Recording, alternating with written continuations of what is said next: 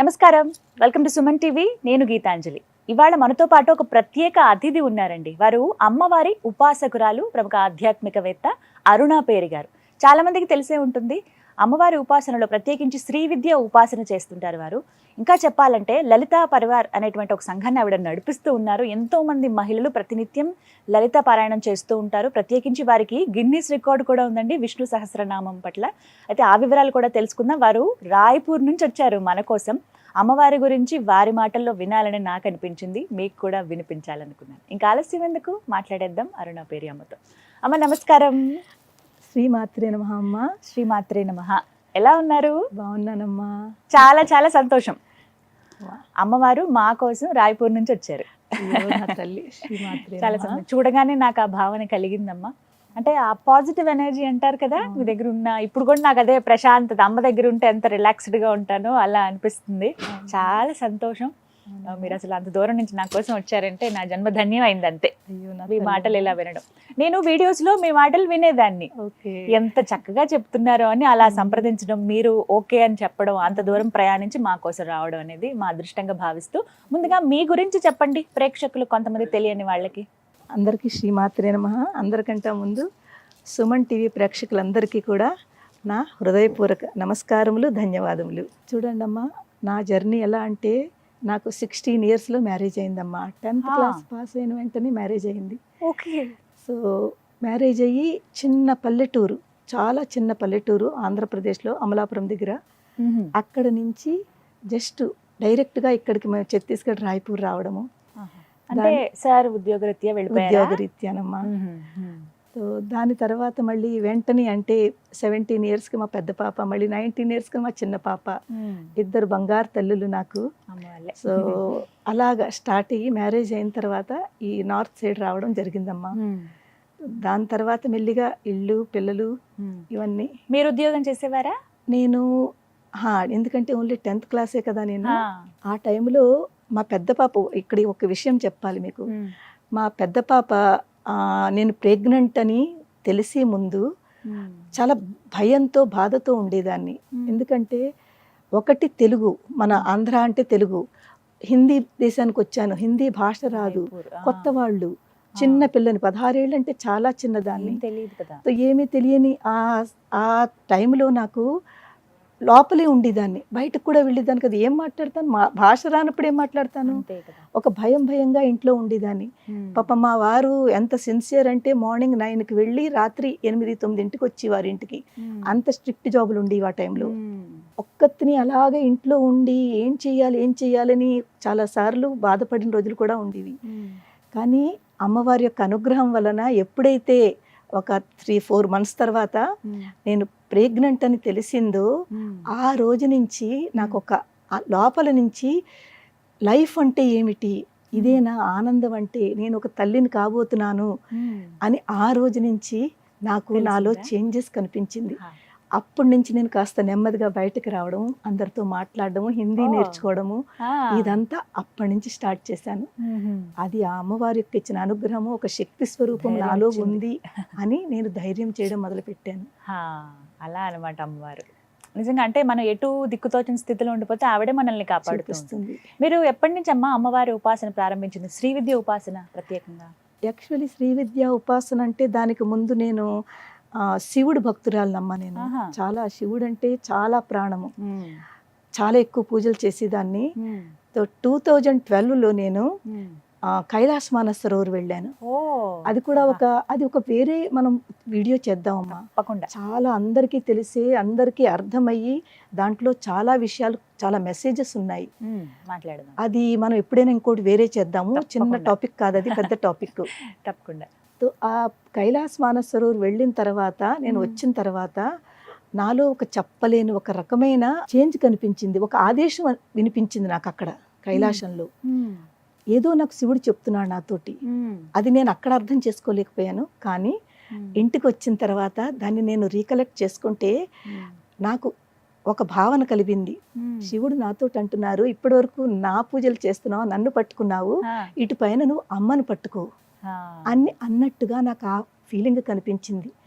ఎప్పుడైతే అది నాకు ఆ ఆదేశం వినిపించిందో అప్పటి నుంచి నేను 2012 నుంచి లలిత అమ్మవారు అంటే ఆవిడ సహస్రనామం చదవడము, పక్క వాళ్ళని పిలిచి వాళ్ళకి చెప్పడము, ఇదిగో చూడండి ఎంత బాగుంటుందో అని ముందు నేను అర్థం చేసుకోవడము, ఇలాగ అప్పటి నుంచి స్టార్ట్ అయింది.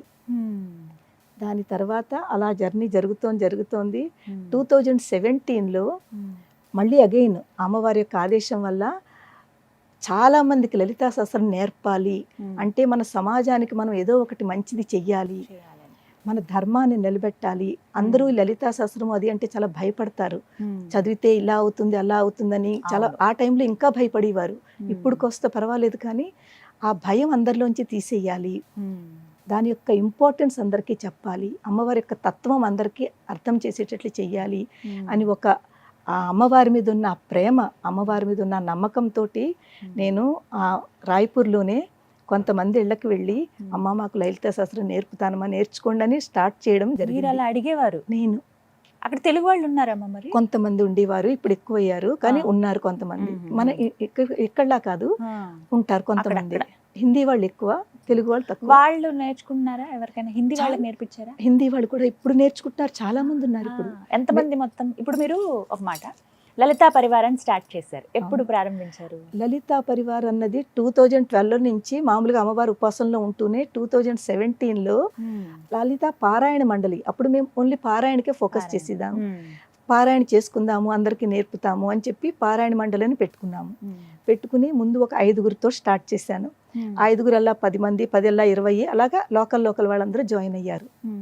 అనుకోకుండా ఒక రోజు శివరాత్రి రోజుని ఒక గొప్ప ఆలోచన వచ్చింది. అది అమ్మవారి ఇచ్చిన ఆలోచనే.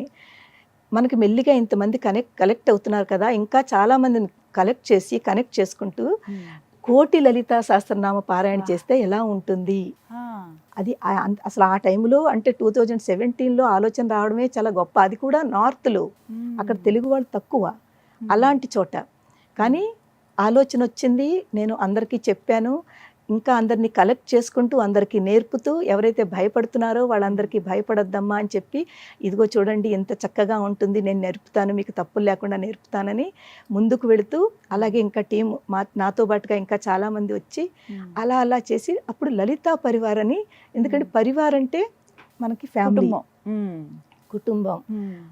కుటుంబం అని పేరు పెడితే అందరూ కలెక్ట్ అవుతారు, అది ఒక కుటుంబంగా భావిస్తారు అని ఒక మంచి ఆలోచన అమ్మవారే ఇచ్చింది. అప్పటి నుంచి లలితా పరివార్ అని 2017 నుంచి స్టార్ట్ చేశాను. ఎంతమంది ఉన్నారమ్మా ఇప్పుడు? ఇప్పుడు యాక్చువల్లీ లలితా పరివార్లో మా దగ్గర నేర్చుకుంటున్న ఆన్లైన్ క్లాసెస్లో చాలా మంది సాధకులు నేర్చుకుంటున్నారు. 10,000 మంది కంటే ఎక్కువ మంది ఉన్నారు. అమ్మో, 10,000 మంది నేర్చుకుంటున్నారా? ఎలా అమ్మా నేర్చుకునే విధానం? అంటే ఆన్లైన్ ఎలా జాయిన్ అవ్వాలి? ఈ ఆన్లైన్ క్లాసెస్ అన్నది 2020 నుంచి స్టార్ట్ అయిందమ్మా. 2020 నుంచి ఎప్పుడైతే కరోనా అది కూడా ఇంకొక అక్కడ కూడా ఇంకొక విషయం ఉంది, చెప్తాను మీకు. ఈ 2021 అందరూ ఇళ్లలో ఉండిపోయి తర్వాత స్ట్రెస్, తర్వాత భయాలు ఇవన్నీ జరుగుతుంటే నాకు అప్పుడు అనిపించింది, అయ్యో ఇంతలాంటి ఉన్నప్పుడు మనం ఆన్లైన్ అంటే, నాకు కొంచెం కంప్యూటర్ జ్ఞానం ఉందన్నమాట. సో మనం కొంతమందికి ఇక్కడ అందరూ రాలేరు కాబట్టి మనము వాళ్ళ వరకు ఎలా వెళ్ళగలుగుతాము. సో దానికి ఒకటి నాకు కనిపించింది ఈ ఆన్లైన్ క్లాసెస్. 10,000 మంది అని అంటే దేశవ్యాప్తంగా ఉన్న వాళ్ళందరూ, వేరే దేశంలో ఉన్న వాళ్ళు కూడా? పూర్తి మన ఇండియాలోనే కాకుండా అమెరికాలో ఉన్నారు, ఆస్ట్రేలియాలో ఉన్నారు, దుబాయ్లో ఉన్నారు. ఎట్లా నేర్పిస్తారమ్మా? అంటే మీరు పలుకుతూ ఉంటే తర్వాత వాళ్ళు ఉచ్చరించాలా? ముందు నేను చదువుతాను, వాళ్ళని అబ్జర్వ్ చేయమంటాను, వినమంటాం. విన్న తర్వాత నేను చదివినది వాళ్ళని రిపీట్ చేయమంటాము. క్లాసులో ఒక్కొక్కళ్ళని పిలిచి మీరు రిపీట్ చేయండి. అలాగే నేను చెప్పినప్పుడు వెంటనే అక్కడ వాళ్ళు తప్పు చదువుతుంటే వాళ్ళని కరెక్ట్ చేస్తాం. అప్పటికప్పుడే కరెక్ట్ వెంటనే, అమ్మా ఇక్కడ మీరు ఇలా అన్నారు, ఇది ఇలా కాదు. ప్రతి క్లాస్ లో మీరు ఉంటానమ్మా తప్పకుండా. టైమింగ్స్ ఏంటండి? మార్నింగ్ 11 నుంచి ఈవినింగ్ 5 వరకు క్లాసెస్ ఉంటాయి. జరుగుతూనే ఉంటుంది, ఎవరికి వీలు బట్టి వాళ్ళు. ఒక క్లాస్ ఎంతసేపు ఉంటుంది? 1 అవర్ ఉంటుంది. 1 అవర్ ఉంటుంది.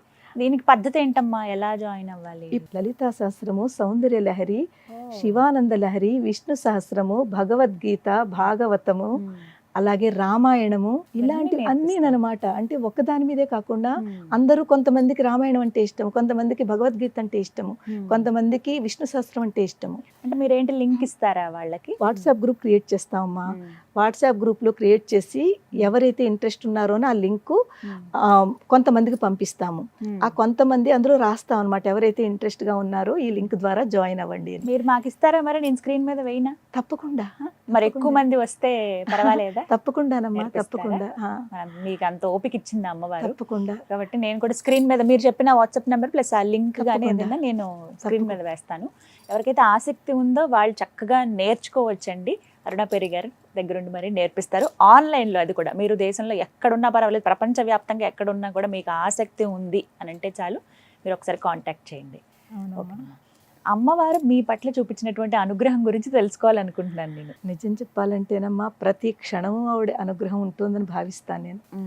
ఆవిడ నా పక్కనే ఉందని ఎప్పుడు కూడా, అంటే ఇప్పుడు ఇక్కడ కూడా కూర్చున్నానా ఆవిడ నా పక్కన ఉంది, ఆ ఫీలింగ్ నాకు కనిపిస్తూ ఉంటుంది. ఎందుకంటే ఆ తత్వాన్ని మనం అర్థం చేసుకుంటూ ఎప్పుడైతే ఇన్వాల్వ్ అయిపోతామో ఇప్పుడు మనకు అనిపిస్తుంది లేదు లేదు అమ్మవారు మన దగ్గరే ఉంది, దేని గురించి భయపడాలి అని చెప్పి ఇలాగే ఈ ధైర్యం నేను ఎలాగా ఉంటానో మా సాధకులందరికీ కూడా ఆ ధైర్యాన్ని ఇస్తూ ఉంటాను. అమ్మ దేనికి భయపడకండి, భయపడ్డాము అంటే వెనక్కి వెళుతున్నామని అర్థము.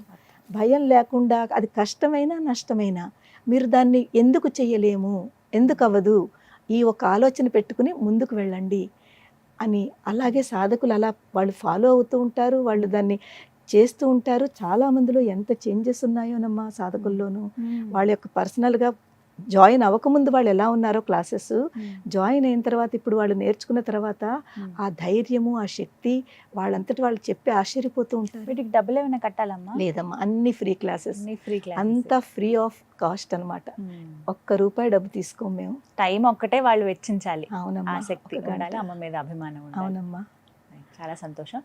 మీ జీవితంలో జరిగినటువంటి అనుభవాలు, అమ్మవారు ఎలా అనుగ్రహించారు? అనుభవాలంటే చాలా ఉన్నాయి. అంటే యాక్చువల్గా మీకు ఆశ్చర్యం అనిపించిందా, అమ్మో అమ్మవారు ఇలా కూడా అనుగ్రహిస్తుందా అనిపించినటువంటి సంఘటనలు? అవును, అది ఒక చాలా ఉన్నాయి కానీ ఒకటి రెండు చెప్తాను నేను. ఒక 1.5 year బ్యాక్ నేను కామాఖ్య వెళ్ళాను. శక్తిపీఠం కదా అమ్మవారు కామాఖ్య వెళ్ళాను. ఆ రోజు ఏకాదశి, చూడండి ఇవాళ కూడా ఏకాదశి.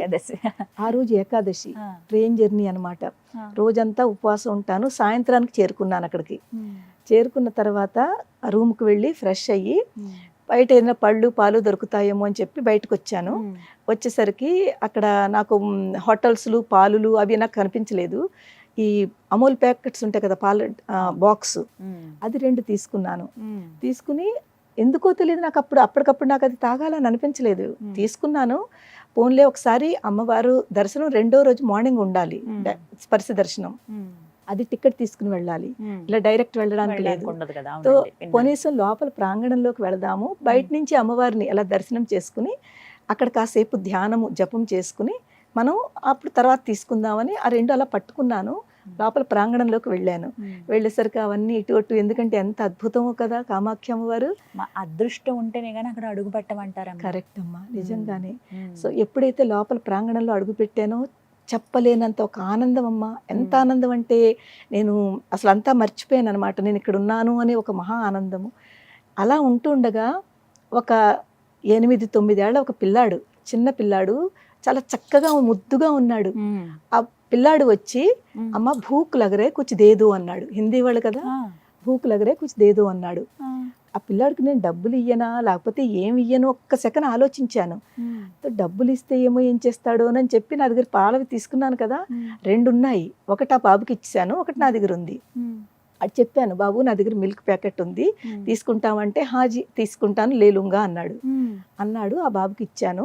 ఇచ్చిన తర్వాత ఆ పిల్లాడు నేను ఇలాగే జస్ట్ పక్క నించున్నాము. ఈ లోపల ఒక గురువు గారు పక్క నుంచి వెళుతున్నారు. నాకు అసలు ఆ కామాఖ్య అమ్మవారి దర్శనానికి ఎంత టైం పడుతుంది ఏమిటని 1-2 క్వశ్చన్స్ అడగాలి. ఆయనే అనుకున్నాను. అడిగి ఈ పిల్లాడి కేసు ఇలా చూడకుండా ఇటు చూసి గురువు గారితో గురూజీ అని ఒక్క నిమిషం అతనితో మాట్లాడి ఇలాగంటే ఒకే క్వశ్చన్ అతను ఆన్సర్ ఇచ్చారు. అది అయిన తర్వాత మళ్ళీ ఇటు తిరిగితే పిల్లాడు లేడు. ఆ పిల్లాడు లేడు అక్కడ. నేను అనుకున్నాను ఏంటి ఇంత తక్కువ టైంలో పిలుపుని, నా దగ్గర ఉండకపోతే చుట్టూ చూశాను, ఎక్కడొక్కడ ఉండాలి కదా, ఇక్కడ కానీ కొంచెం ముందుకు కానీ ఇంకెవరి దగ్గరికైనా వెళ్ళొచ్చు కదా పిల్లాడు. నా దగ్గర తీసుకున్నప్పుడు ఇంకొకరి దగ్గర కూడా వెళ్ళొచ్చు కదా. తో నాకు ఎక్కడ ఆ బాబు కనిపించలేదు. నాకు ఎంత ఆశ్చర్యం వేసిందంటే నేను అనుకున్నాను పరిగెట్టుకుని వెళ్ళిపోయాడేమో, అంటే పిల్లాడు కదా కొన్ని పరుగుని వెళ్ళిపోయాడేమో అని అలా అని అనుకున్నాను. అనుకుని చాలాసేపు అక్కడ కూర్చుని మెట్లుంటే మెట్ల మీద కూర్చుని ధ్యానం చేసుకుని రూమ్కి వెళ్ళిపోయాను అనమాట. మా రూమ్ పక్క రూమ్లో ఇద్దరు లేడీస్ మాట్లాడుకుంటున్నారు.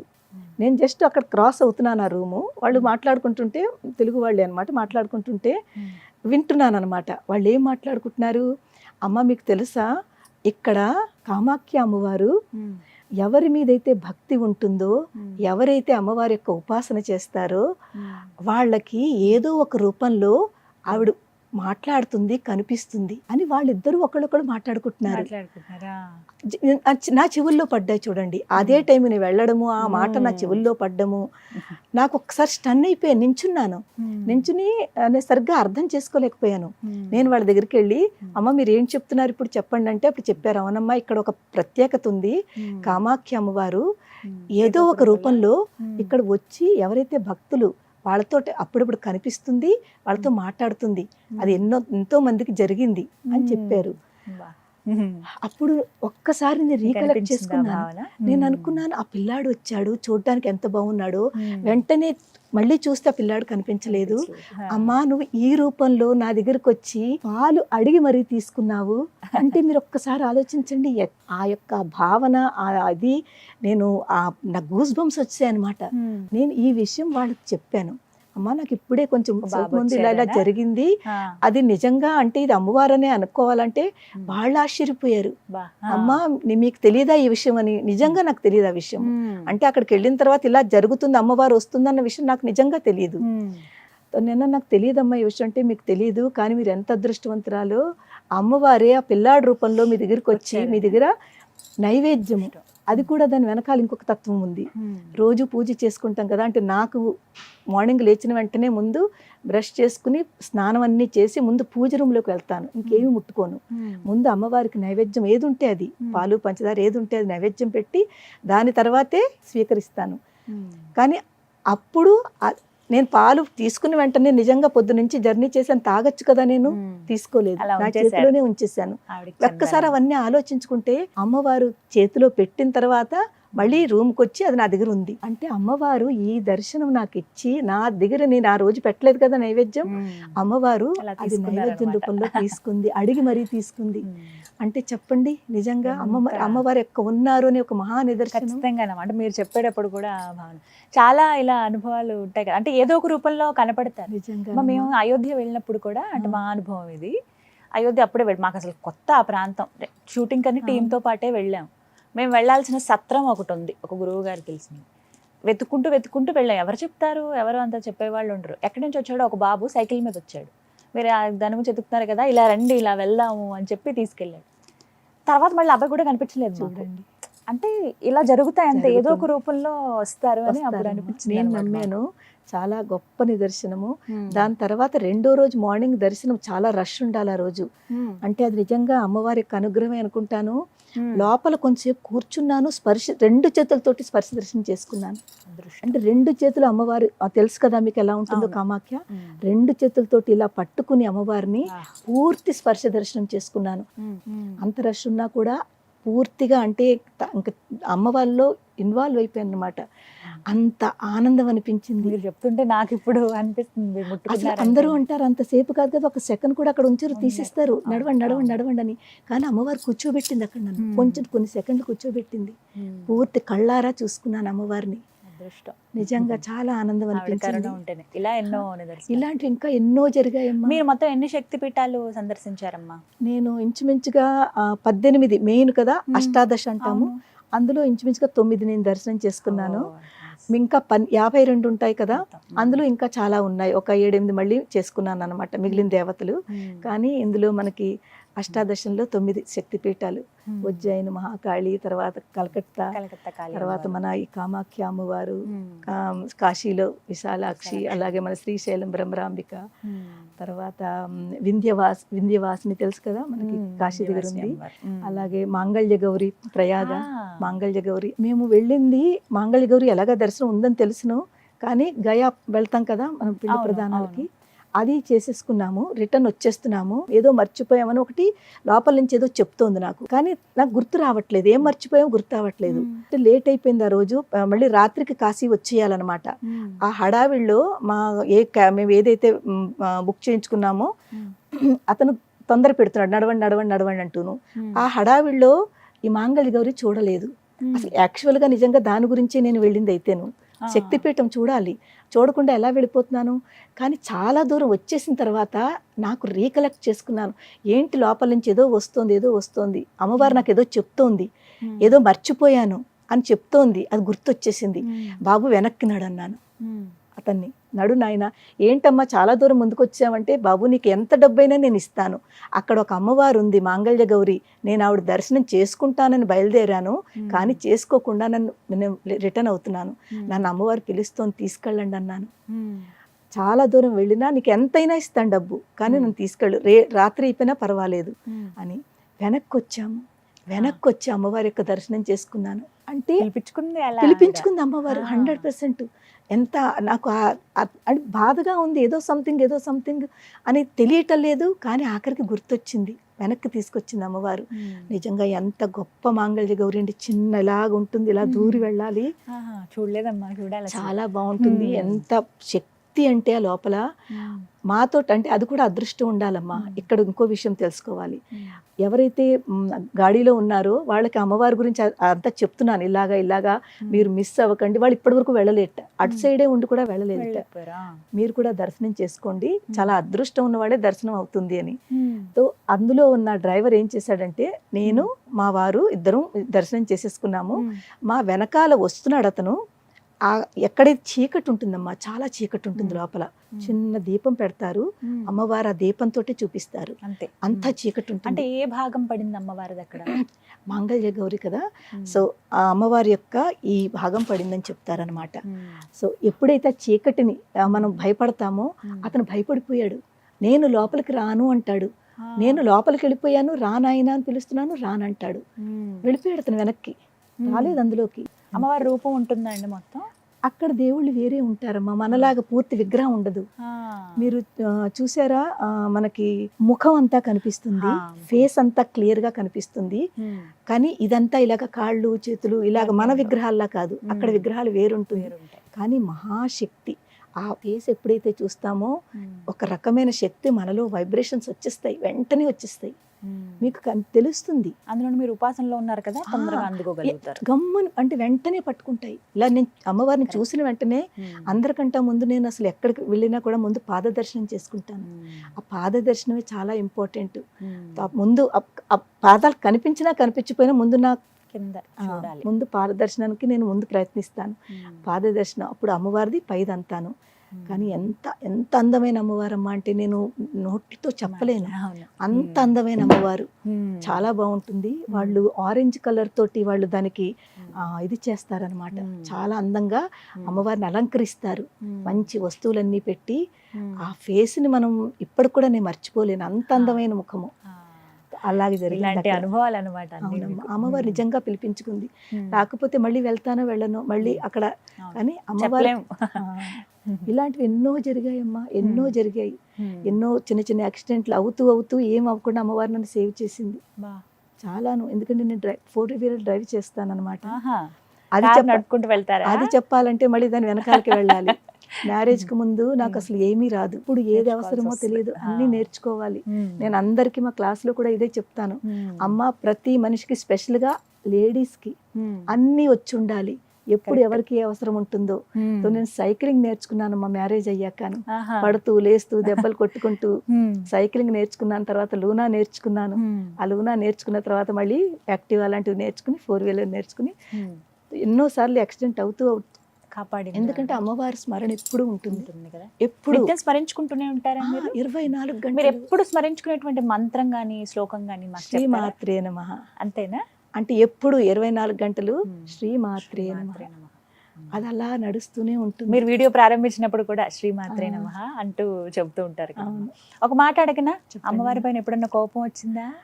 అమ్మవారి మీద కోపమా తల్లి, అసలు ఆ అమ్మవారిని చూస్తేనే అంటే ఇంకా చిన్న మాట ఏంటమ్మా ఇలా చేసావు అని అనుకుంటాం కదా అలా. ఆ, అలాంటి పరిస్థితులు చాలా వచ్చాయమ్మా. అంటే కోపం తెచ్చుకునే పరిస్థితులు వచ్చాయి. కానీ నేను కోపం మాత్రం ఎప్పుడు దేవుడి మీద అమ్మవారి మీద చూపించలేదు.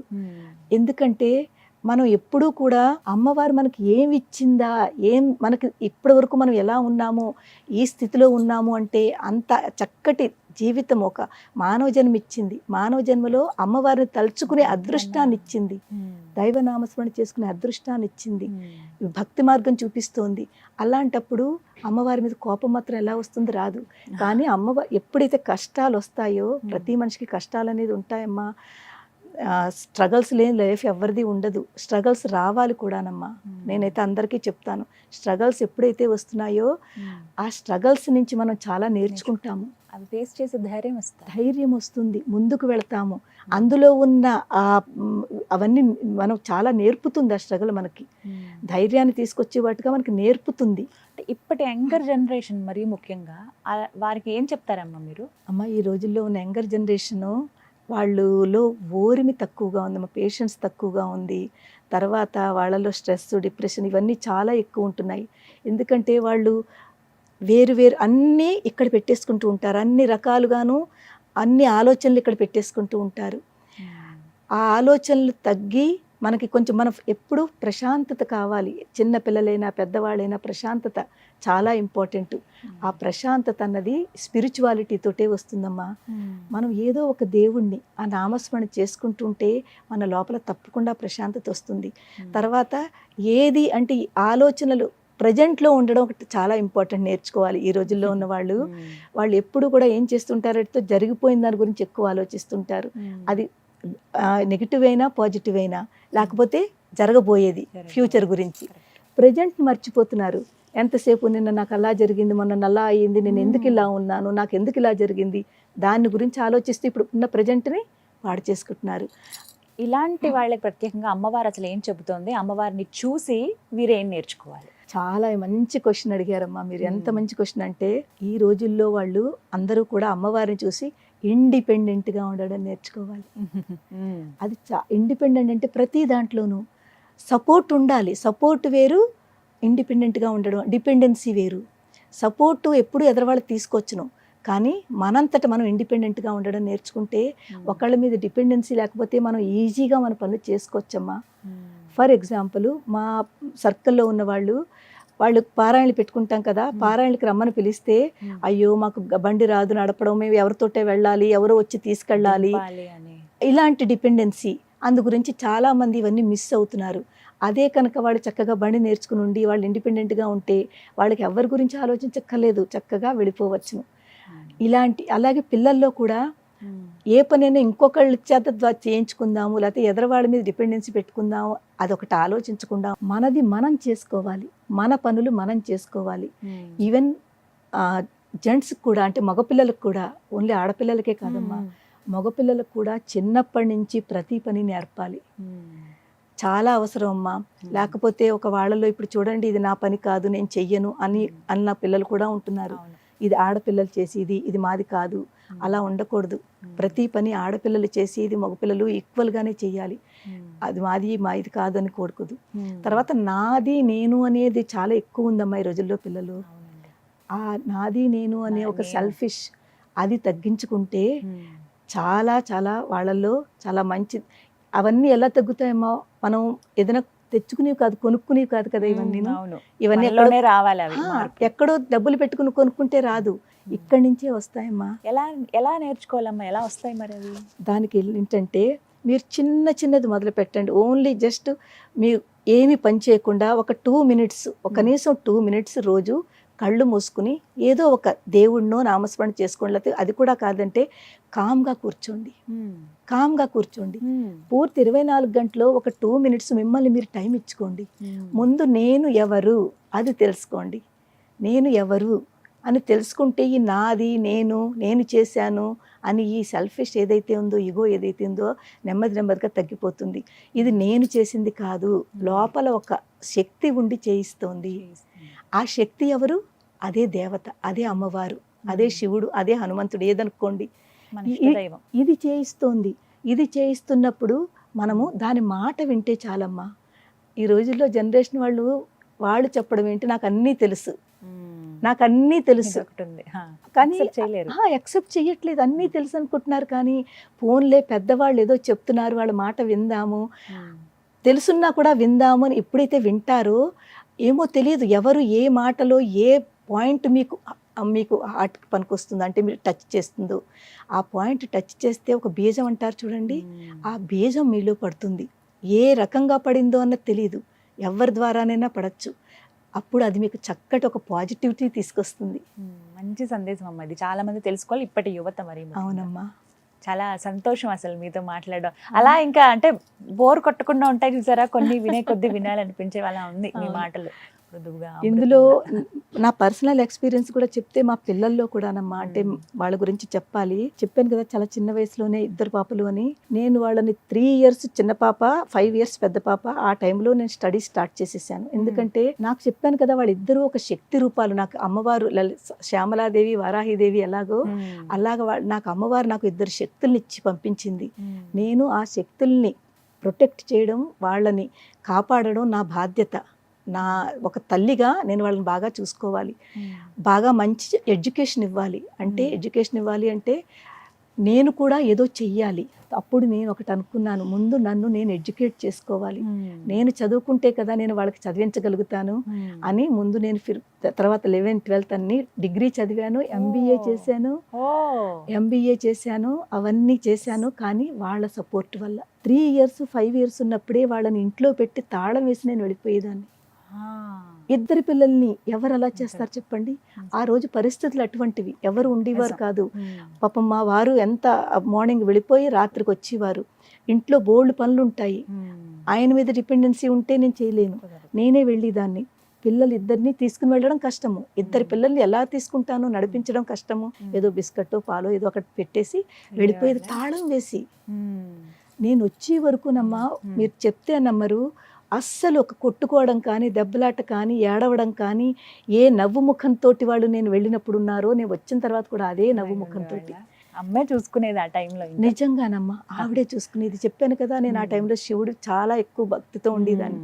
చెప్పుకుని వచ్చేదాన్ని ఇంటి నుంచి బయటకు, అమ్మా నువ్వు ఉన్నావు కదమ్మా, పిల్లల్ని నువ్వు చూసుకో అని చెప్పలా చెప్పుకుని వచ్చేదాన్ని. నిజంగా వాళ్ళు చూసుకునేవారు. ఇలాంటివి ఎన్నో ఆ పిల్లలు నిజంగా. ఇప్పుడు ఏం చేస్తున్నారమ్మా? 2 పాపలు సాఫ్ట్వేర్ ఇంజనీర్లు. పెద్ద పాప అట్లాంటాలో అమెరికాలో ఉంది, చిన్న పాప ఢిల్లీ గురుగాంలో. 2 చాలా మంచి కంపెనీలో మంచి పోస్ట్లో ఉన్నారు. అమ్మవారి దయ వల్ల వాళ్ళిద్దరికి కూడా ఒక చిన్న పాపలు. అంటే ఇంకో 2 శక్తులు వచ్చాయి అనమాట. నిజంగా చాలా సంతోషం. మంచి కుటుంబం ఇచ్చింది అమ్మవారు, దాంతో పాటుగా లలితా పరివార్ ఇచ్చింది.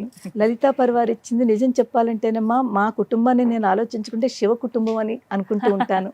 మీకు తెలుసు కదా శివ కుటుంబం అంటే, మా వారు భోలా శంకరుడమ్మా. అంటే చాలా ఇన్నసెంట్, ఆయనకి కొంచెం భయం ఎక్కువ అనమాట, చాలా ఇన్నసెంట్ గా ఉంటారు. తో భోలా శంకరుడు అనుకుంటూ ఉంటాను పాపం. అలాగే ఏం చెప్పినా కూడా చక్కగా నెమ్మదిగా తన పనులు తను చేసుకుంటూ ఉంటారు. చాలా సిన్సియర్ కూడా, వర్క్ లో చాలా సిన్సియర్. ఏం చేస్తారు? ఆయన కంపెనీలో పనిచేసేవారు, ఇప్పుడంటే రిటైర్మెంట్ అయిపోయారు. మీ వయసు ఎంతమ్మా? ఇప్పుడు నాది 58. అసలు ఎంత యాక్టివ్ గా ఉన్నారు. 58 అమ్మా. సో మా పాపలు అంటే, మా వారు భోలా శంకరుడు అయితే నేను అమ్మవారు అనుకుంటే, నా 2 పిల్లలు గణేశుడు, కార్తికేయుడు. నేను ఇప్పుడు అందుకే వాళ్ళ ముఖంలో కూడా నాకు అదే కనిపిస్తూ ఉంటుంది. వాళ్ళిద్దరూ 2 శక్తులు. నాకు అమ్మవారు ఇద్దరిని కూడా చక్కగా 2 శక్తులు ఇచ్చి పంపించింది అని, ఆవిడ ఇచ్చిన ప్రసాదాన్ని. అలాగే చాలా ఇంటెలిజెంట్ అమ్మ, 2 పిల్లలు కూడా హైలీ ఇంటెలిజెంట్. కానీ చాలా సంతోషం మీతో మాట్లాడి. ఇంకా చాలా విషయాలు మాట్లాడాల్సి ఉంటుంది, అంటే సమయాభావం వల్ల ఇక్కడికి ఆగుతున్నాము. ఇంకా మరికొన్ని అమ్మవారి గురించి ప్రత్యేకమైన ఎపిసోడ్స్ కూడా మనం చేద్దామమ్మా. తప్పకుండానమ్మా, మీరు అనుమతి, మీ సమయం బట్టి. తప్పకుండాను. చాలా, ఎందుకంటే ఎంతో చెప్పాలనుంది. అమ్మవారి గురించి ఎంత చెప్పినా కూడా చాలా తక్కువ అమ్మా. నాకు అనిపిస్తూ ఉంటుంది, ముందు అమ్మవారి యొక్క తత్వాన్ని తెలుసుకోవాలంటే ముందు మనని మనం తెలుసుకోవాలి. ఇక్కడ ఉన్న అమ్మవారిని ఎప్పుడైతే తెలుసుకుంటామో, ఈ అమ్మవారు, ఈ ఆత్మ ఏదైతే ఉందో, ఈ అమ్మవారు ఆ పరమాత్మ అమ్మతో కనెక్ట్ చేస్తుంది. ఆ కనెక్టివిటీకి మనకి ఏం కావాలి? ముఖ్యమైనవి నమ్మకం ఉండాలి. భక్తి అనేది ఏమిటి? నమ్మకము. తర్వాత ఆ అమ్మవారి మీద ఉన్న ఆ విశ్వాసంతో, ఆ నమ్మకంతో ట్రాన్స్పరెంట్గా, అంటే మనం ఏం చేసినా కూడా కంప్లీట్గా ట్రాన్స్పరెంట్గా మనం చేసేది. ఎందుకంటే ఇక్కడ మనకు అమ్మవారు ఉంది అంటే ఏం చేస్తున్నావా అన్నది కూడా చాలా ఇంపార్టెంట్. ధర్మబద్ధంగా ఏ పని చేసినా ధర్మబద్ధంగా ఉండాలి, నలుగురికి ఉపయోగపడేలా ఉండాలి, నలుగురికి సహాయం చేసేలాగా సేవ. నేను చేస్తున్న ఈ క్లాసెస్ అంతా కూడానమ్మా ఒక సేవ.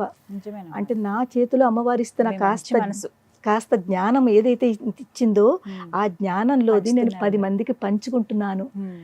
అలాగ అనుకుని లలితా పరివారు స్టార్ట్ చేయడం జరిగింది. ఇప్పటి వరకు చాలా మంది దాని బెనిఫిట్ తీసుకున్నారు, ఇంకా తీసుకుంటున్నారు.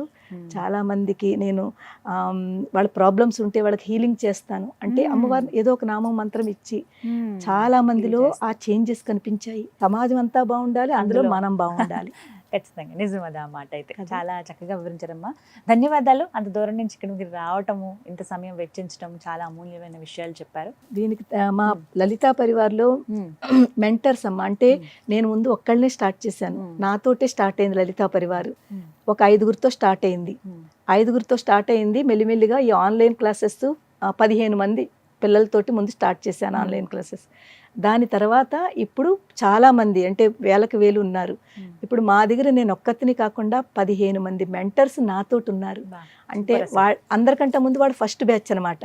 ఆ ఫస్ట్ బ్యాచ్లో ఉన్నవాడు, సెకండ్ బ్యాచ్లో ఉన్నవాడు బాగా మంచిగా చేస్తున్న వాళ్ళు మెల్లిమెల్లిగా వాళ్ళకి ట్రైనింగ్ ఇచ్చి వాళ్ళకి చెప్తూ ఇప్పుడు వాళ్ళు మెంటర్స్ కింద ఉన్నారు వాళ్ళందరూను. నాతో పాటుగా వాళ్ళు కూడా సేవ చేస్తున్నారు. సంతోషం అమ్మా. Thank you so much. నమస్కారం. నమస్కారం అమ్మా. శ్రీ మాత్రే నమః. శ్రీ మాత్రే నమః.